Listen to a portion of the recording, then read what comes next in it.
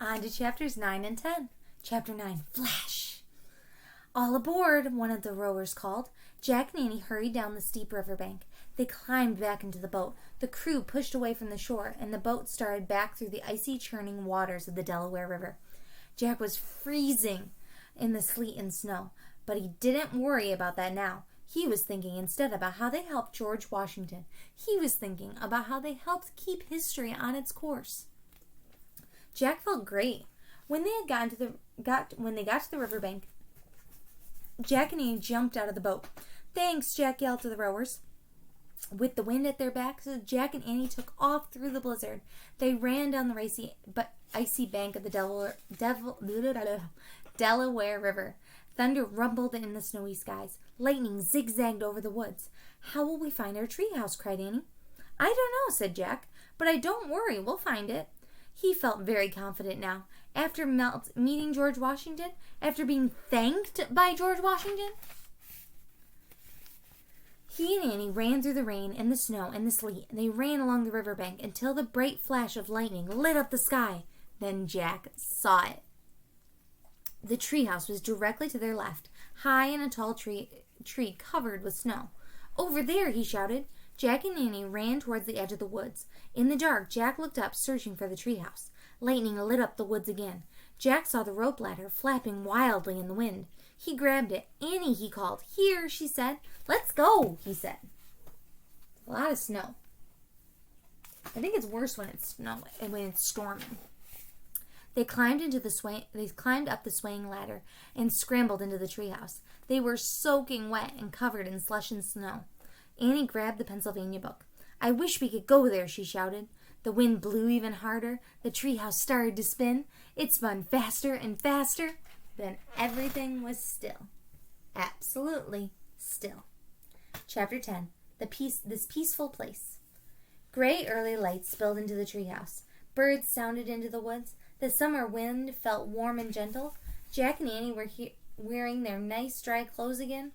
"Oh man," said Jack. "It's good to be home." "Yeah," said Annie, sighing. "Back in this peaceful place." Jack pulled the captain's letter out of his pack. He turned it over. It was addressed to Molly and Ben Sanders, Apple Tree Farm, Frog Creek, Pennsylvania.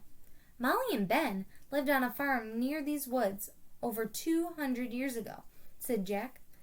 Annie gently touched the letter. "Your dad is going to make it home, kids. He misses you," Annie whispered, as if she could send those comforting words back through the letter.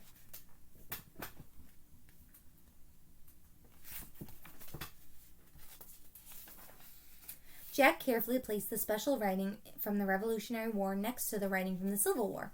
"Look," said Annie, "we picked up a note lying in the corner." He said simply, "Come back on Tuesday." "Another message from Morgan," said Annie. Jack smiled. He pulled on his pack. "See you on Tuesday, Treehouse," he said. He started down the rope ladder. Annie followed. In the early daylight, they ran through the Frog Creek woods. Then they ran down their street. They climbed onto their porch and rested against the railing.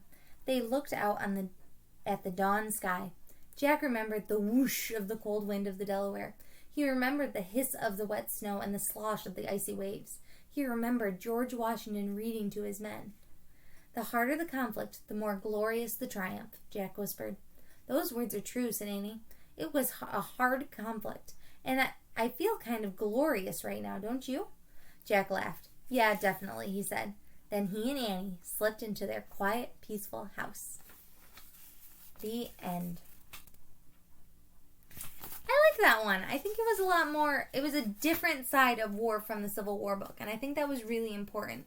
And I'm glad she wrote both books, because it could show us that it wasn't just terribleness all the time. Not that war is ever good, but there were moments of learning and growth and inspiration that are cool. So tomorrow I'll be reading Twister on Tuesday. An adventure to blow you away. That's what Jack and Annie get when the Magic Treehouse whisks them back to 1870s. They land on the prairie near a one-room schoolhouse where they meet a teenage schoolteacher, some cool kids, and one big, scary bully. But the biggest and scariest thing is yet to come. Your head will spin when you read Twister on Tuesday, Magic Treehouse book number 23. So I will be reading that with you tomorrow, and I don't promise, but I'm hoping I read a lot earlier tomorrow. Have a good night.